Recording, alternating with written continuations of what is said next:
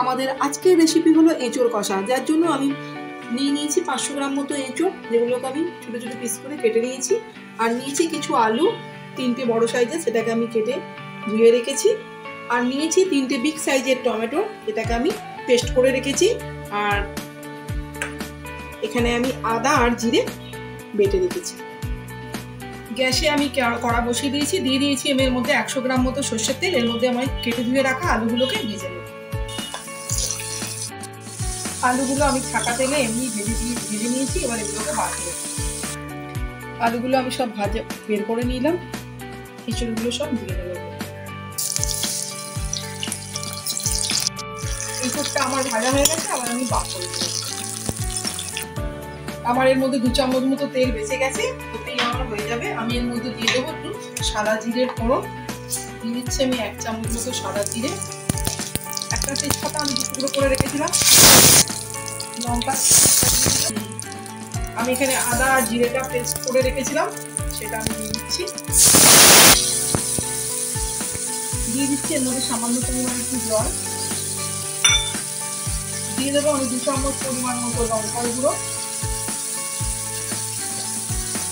দিয়ে দেবো আমি 1 চামচ হলুদ গুঁড়ো।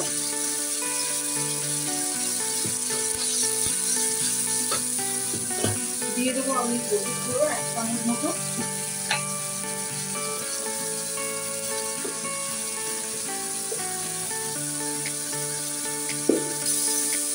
দিয়ে দেবো আমি এর মধ্যে পরিমাণ মতো লবণ, আমি এর আগে লবণ ব্যবহার করিনি।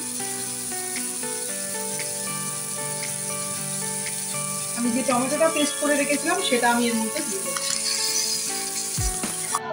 মশলাটা আমার কষা হয়ে গেছে, আমি এর মধ্যে ভেজে রাখা এঁচোড় আর আলুগুলো দিয়ে আবার ভালো করে এগুলো মিক্স করে দেবো। আলুটা এঁচোড়টা মশলার সাথে ভালো করে মিক্স করে নিয়ে ভালো মতো ভেজে নেব। আমার সবজিটা ভালো মতো কষা হয়ে গেছে, এবার আমি এর মধ্যে পরিমাণ মতো জল দিয়ে দেবো অল্প একটু। এর মধ্যে আমি দিয়ে দিলাম গরম মশলা,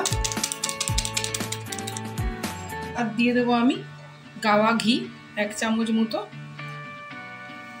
এবার এটাকে আমি প্রেসার কুকারে ঢেলে 4টে সিটি মেরে নেবো, আপনারা চাইলে কড়াতেও করতে পারেন। তৈরি হয়ে গেল আমাদের এঁচোড় কষা। এটা একটা সম্পূর্ণ নিরামিষ রান্না, এটা ভাত, লুচি, পরোটা, রুটি সবকিছুর সাথেই খেতে ভালো লাগবে, বানিয়ে দেখুন।